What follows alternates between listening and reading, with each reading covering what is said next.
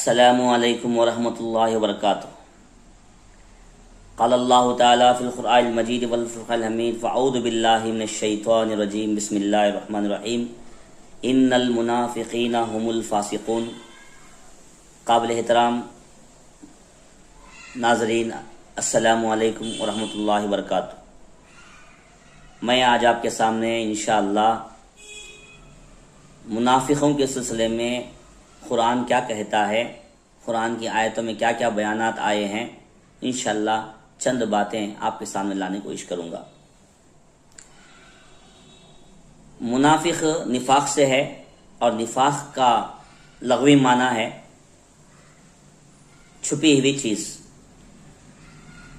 لغت میں چوہے کے اس بل کے مخصوص سوراخ کو کہا جاتا ہے جس کے ذریعے چوہا اپنے اس بل کے مخصوص سوراخ سے خطرے کے موقع پر نکل جاتا ہے۔ بعض معنی یہ بھی بیان کیے ہیں کہ نفاق سے مراد ایک سرنگ ہے جس کے اندر انسان چھپ سکتا ہے۔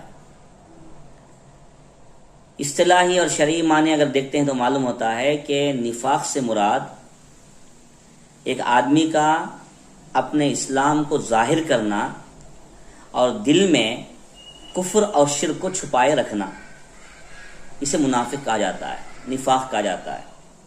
ایسا کرنے والے کو منافق کہتے ہیں۔ اور اس سلسلے میں قرآن کی آیتوں کا اگر مطالعہ کرتے ہیں تو ہمیں معلوم ہوتا ہے کہ سورۃ توبہ میں اللہ تعالیٰ بیان فرماتے ہیں کہ ان المنافقین هم الفاسقون، یعنی جو لوگ اسلام تو قبول کیے ہیں لیکن اندر اور کافر ہیں، اندر سے مشرک ہیں اور اپنے کفر اور شرک کو چھپائے رکھتے ہیں، ایسے لوگ حقیقت میں فاسق ہیں۔ فاسق سے مراد یہاں پر یعنی ایسا آدمی جو دین یعنی شریعت سے خروج اختیار کرتا ہے، دین سے اسلام سے باہر جانے والے کو فاسق کہا جاتا ہے۔ اب اس بنیاد پر منافقین کو یہاں پر فاسقین کہا گیا، یعنی جو لوگ ظاہراً تو اسلام کا اظہار کر رہے ہیں لیکن اندر سے وہ اسلام کے پابند نہیں ہے، بلکہ کوئی اور دین ان کے دل میں بسا ہوا ہے۔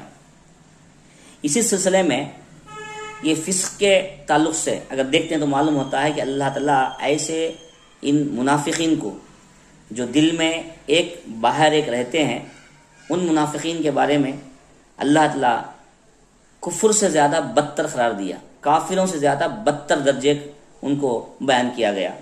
چنانچہ سورہ نساء کی آیت ہے 145 کی، اس میں اللہ تعالیٰ بیان فرماتے ہیں کہ ان المنافقین فی الدرک الاسفل من النار ولن تجد لهم نصیرا۔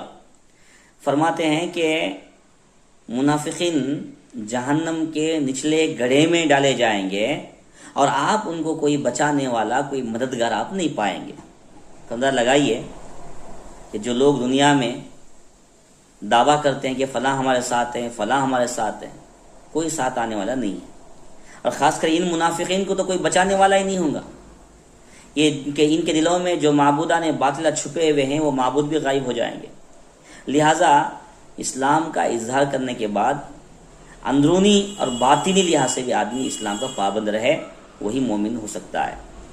جو لوگ ایسا نہیں کرتے ہیں وہ منافقین میں شمار ہوتے ہیں، اور ان کا انجام جہنم کے نچلے گڑھے میں بتایا جا رہا ہے۔ اور اسی انداز سے ہم دیکھتے ہیں تو ان المنافقین یخادعون اللہ وہو خادعهم، ایک اور آیت ہے سورہ نساء کی، اس میں یہ 142 کی آیت ہے۔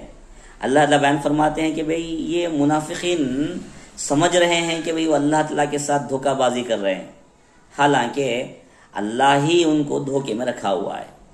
معلوم یہ ہوا کہ منافقین سمجھتے ہیں کہ وہ جب نبی کے پاس آتے ہیں، جب مسلمانوں کے پاس آتے ہیں، جب اسلام کے دائرے کے لوگوں میں آ کر بڑھتے ہیں تو اپنے آپ کو مسلمان ثابت کرنے کی کوشش کرتے ہیں، جب اپنے شیاطین کے پاس جاتے ہیں تو کہتے ہیں کہ ہم مذاق اڑا رہے تھے۔ تو کہ ایسے لوگوں کے بارے میں یہاں پر کہا گیا کہ بھئی یہ منافقین سمجھ رہے ہیں کہ اللہ کو دھوکہ دے رہے ہیں، حالانکہ اللہ تعالیٰ ہی ان کو دھوکے میں رکھا ہوا ہے، اس کا ان کو خیال تک بھی نہیں۔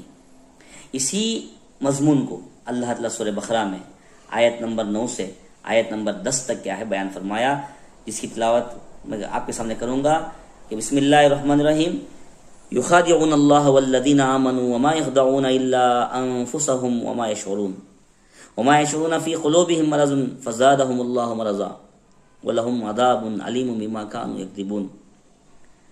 اللہ تعالیٰ بیان فرماتے ہیں کہ یہ لوگ اللہ کو اور ایمان والوں کو دھوکہ دیتے ہیں۔ یہ لوگ سمجھتے ہیں کہ اللہ تعالیٰ کو اور اللہ پر ایمان لانے والوں کو دھوکہ دے رہے ہیں۔ وما یخدعون الا انفسهم، ارے حقیقت میں یہ کسی کو دھوکہ نہیں دے رہے بلکہ خود اپنے آپ کو دھوکہ دے رہے ہیں، جس کا ان کو شعور نہیں ہے۔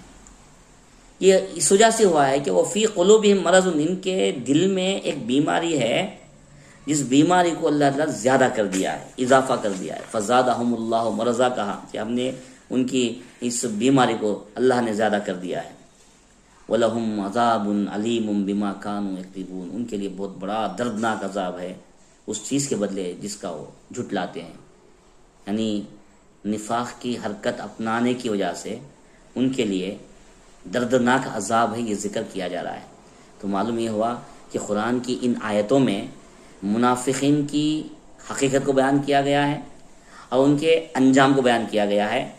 لہٰذا ہر مسلمان کو چاہیے کہ وہ سچے دل سے اللہ اور اس کے رسول پر ایمان لائے، قرآن پر ایمان لائے اور سارے ایمانی عقائد کو اپناتے ہوئے سچے عقیدے کے ساتھ ہر قسم کے نفاق سے بچتے ہوئے آدمی کیا ہے عمل کرنے والا بنے۔ وآخر دعوانا الحمدللہ رب العالمین۔ السلام علیکم۔